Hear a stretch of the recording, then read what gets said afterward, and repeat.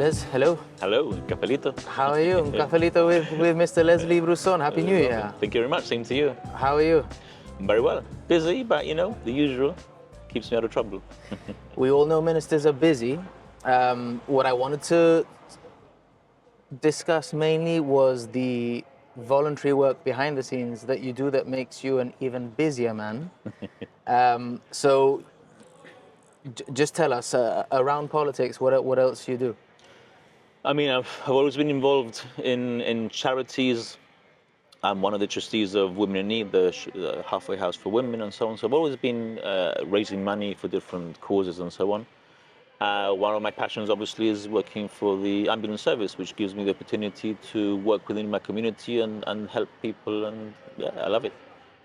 So you had, before politics, many know, had a career in emergency services. You're an EMT most recently, and what you're doing now, again, behind the scenes, is carrying that work on a voluntary basis, no? Absolutely. So, I mean, originally when I came back from university, very quickly I worked with family business and accountancy. I did company management, compliance and so on.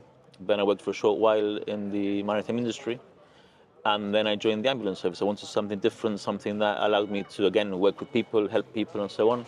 So I joined the ambulance service. Once I was elected to the parliament, I had to sign a contract whereby I'm on a sabbatical. So government will hold my substantive post for a maximum of 2 terms, which would be a maximum of 8 years.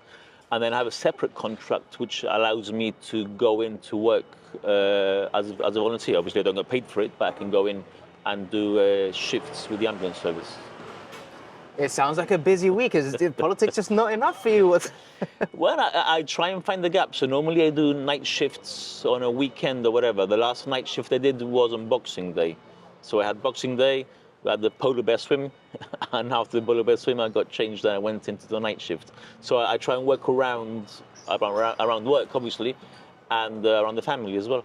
It's one of those, no? They say it's not a job, it's a vocation. You really need to love it, and I get the feeling you really do. It's a kind of job working in front line, especially something like the ambulance, which is not always pleasant. It's the kind of thing that you either love or you don't. There's no in between.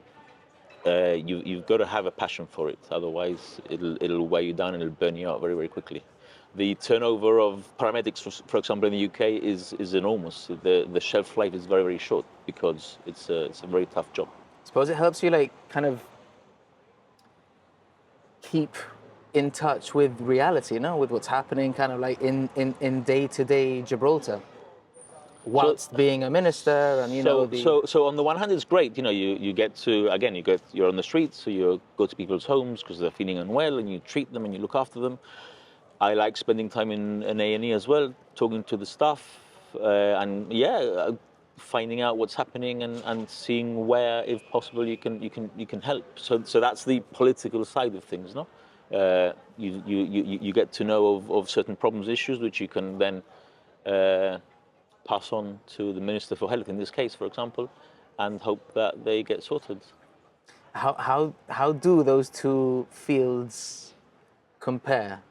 Like, what parallels are there between politics and emergency services? Like, think about that, because, I mean, off the top of my head, they are both very ruthless industries, or can be. There are many similarities in that you're dealing with the public all the time. You're actually helping people all the time.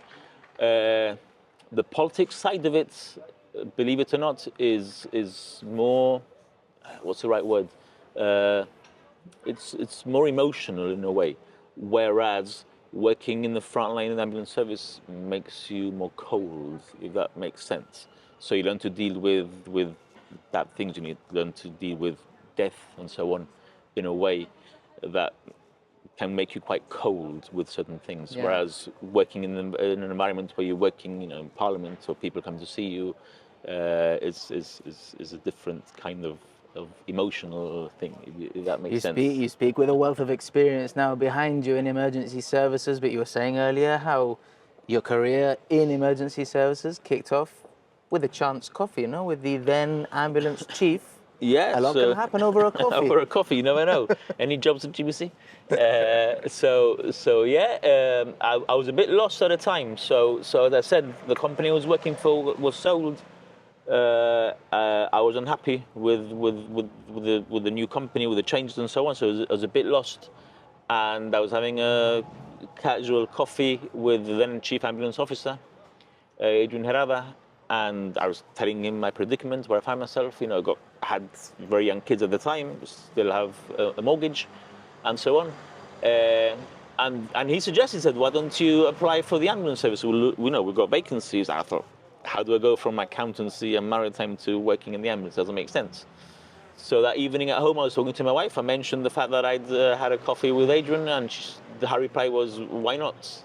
And that just got me thinking, well, actually, why not? It like ticked all the boxes without realizing it ticked all the boxes. Like, I wanted to be out, didn't want to be sat in an office at the time. I am now. Want to be working with people, helping people. So like ticked all the boxes. So that's where I ended up. So you're sort of over halfway through your first term in politics. Yeah. A very popular individual, but new to politics. So how have you sort of like found it all? I mean, it's at times overwhelming, to be honest, especially at the beginning.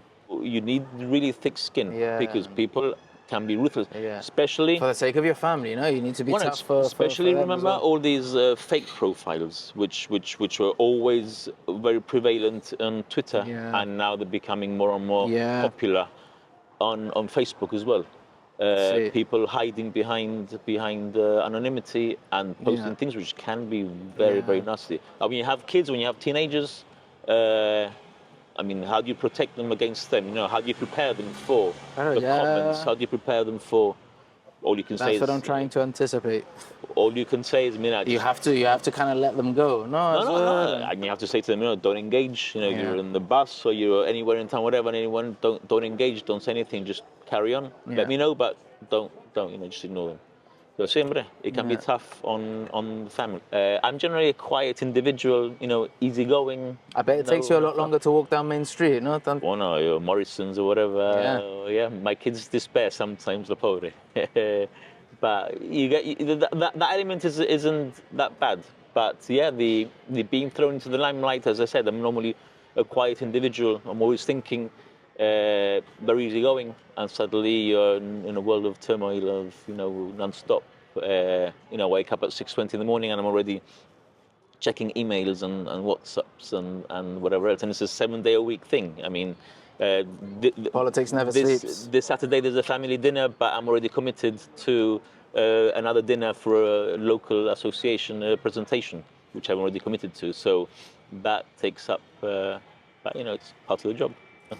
Well, you mentioned the word limelight. Never was the limelight brighter for you, I'd say, than And Take Me Back, because that was kind of like one of the biggest features of the election run-in from a few years ago. Parliamentary reform. Yeah, my favourite subject. Remind us what happened. Well, the irony is that now I have ideas for parliamentary reform. Cut a long story short, and without wanting to go into too much details, I was supposed to be in a different debate. Because of circumstances, I was thrown in the very last minute. I was meant to be in the GHA debate with Gemma, and at the last minute, I was told that I wasn't going to that debate. I was going to a different debate on parliamentary reform. I knew absolutely nothing. I'm glad you've seen the funny side to it, because we all did. There's another. Like me and my French oral for GCSEs, it's okay. Big shout out to Samantha Sacramento, because she actually sat down with me for a couple of hours before, trying to give me information. Joseph Garcia also gave me a lot of information. But obviously, once Joseph and Damon kicked off, then there was nothing, no había nada que aportar, basically. That was box office. That was brilliant. Yeah. But I tell you what, it's a great learning experience. It's like everything. What would you say to anyone sort of on the fence, thinking about maybe starting a career in emergency services? And go for it. I mean, try it out. Normally, the vacancies, you start off as an ACA, which is the white ambulances, driving patients around. You pick them up from home first thing in the morning. Normally, for example, take them to dialysis. There's a lot of work that goes on. When I started taking patients to Spain for treatment, it's a great opportunity, and it gives you a great Does it take a certain character? Definitely, definitely. Again, you're dealing with things which generally dealing with things which are not very pleasant. So it either makes you or breaks you. I've had people who started off with me and are no longer in the service. Some lasted longer than others, pero sí, it can be very, very tough. Mr. Leslie Bruzon, cheers 2026. to 2026.